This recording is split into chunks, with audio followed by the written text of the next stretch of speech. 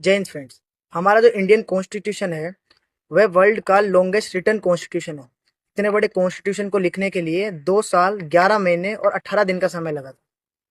इतने बड़े कॉन्स्टिट्यूशन को लगभग 25 पार्ट्स के अंदर डिवाइड किया गया है, जिसके अंदर 450 से ज्यादा आर्टिकल्स और 12 शेड्यूल है।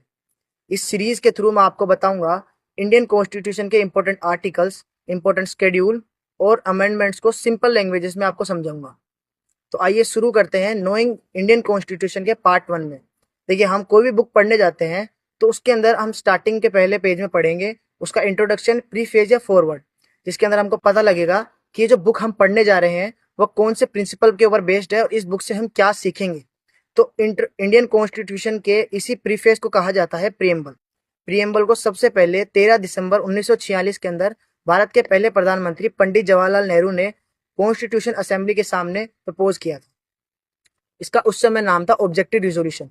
आप जब ये ऑब्जेक्टिव रिजोल्यूशन या प्रियम्बल पढ़ेंगे तो आपको पता लगेगा जो इंडियन कॉन्स्टिट्यूशन है वो कौन कौन से प्रिंसिपल पर बेस्ड है।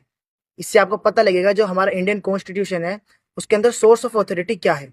इसके अंदर सोर्स ऑफ अथॉरिटी है we the people of India, मतलब भारत के लोग चाहे जिसे गवर्न कर सकते हैं और चाहे जो करवा सकते हैं।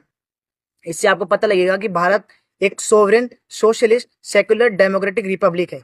भारत के लोग को अधिकार होगा जस्टिस का, चाहे वो इकोनॉमिक जस्टिस हो चाहे वो पॉलिटिकल जस्टिस हो। इसको पढ़ने के बाद आपको पता लगेगा कि हम इंडियन कॉन्स्टिट्यूशन में क्या क्या सीखेंगे। अब शुरू बात करते हैं एन ए पालकीवाला के एक कोट के बारे में। उन्होंने प्रियम्बल को इंडियन कॉन्स्टिट्यूशन के कुंजी कहा था, मतलब इट इज ए की टू द इंडियन कॉन्स्टिट्यूशन। हमारे जो भी प्रियम्बल है उसको आज तक सिर्फ एक ही बार अमेंड किया गया है, जो कि किया था 42nd अमेंडमेंट एक्ट 1976 के अंदर, जिसके अंदर सोशलिस्ट, सेकुलर और इंटीग्रिटी नामक 3 वर्ड्स को जोड़ा गया था। Thank you so much for watching my video. जय हिंद, जय भारत।